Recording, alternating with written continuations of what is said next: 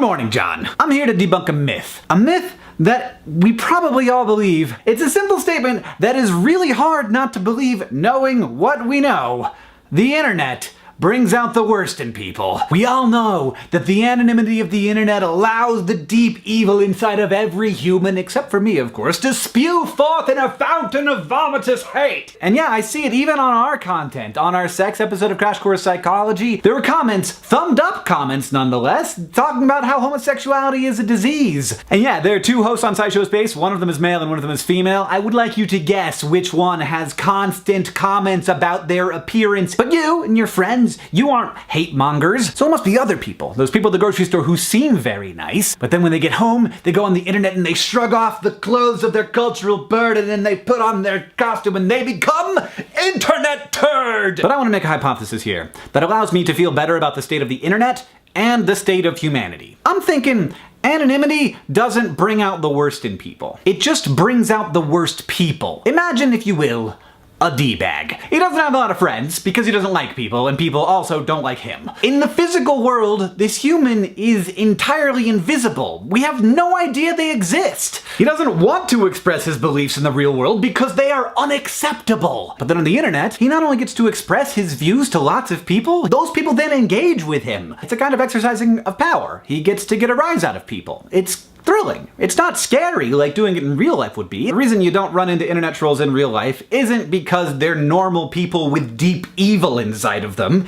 It's because trolls don't talk to people in real life. All of this, by the way, this entire episode is conjecture. I've got no research to back this up, but it would be fairly easy research to do because I think internet trolls would be super excited about filling out surveys that graduate students in psychology gave them because they probably love to talk about themselves. And honestly, I think understanding this and understanding those people is really important because I think the narrative of the hateful internet negatively affects the culture of the internet. People hear and believe that comments are a nasty place. They are certainly a much more nasty place than we tend to interact with in the real world. The result is that fewer and fewer normal, not trolly people interact in those spaces and they get worse and worse. While at the same time we prove over and over again that the internet can actually be a place where lots of really cool and great things happen. But if we all think that the internet is less great than it is, it will become less great. And my even greater worry is that people will look at the comments of a YouTube video and say, look, a third of these people, at least,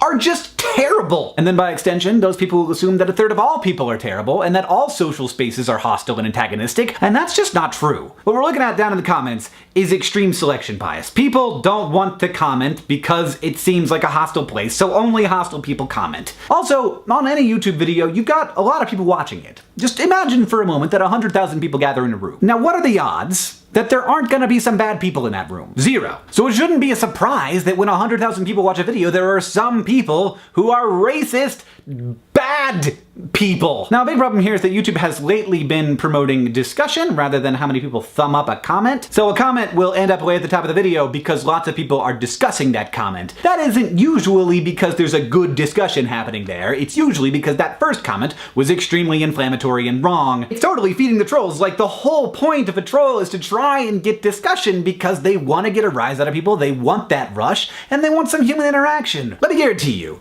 as a person who has met a number of people, most of them are good. Not because culture tells them to be good, not because they're afraid of being found out and they're waiting for that moment where they can be anonymously evil, but because they're people, just like you and just like me. John, I'll see you on Tuesday.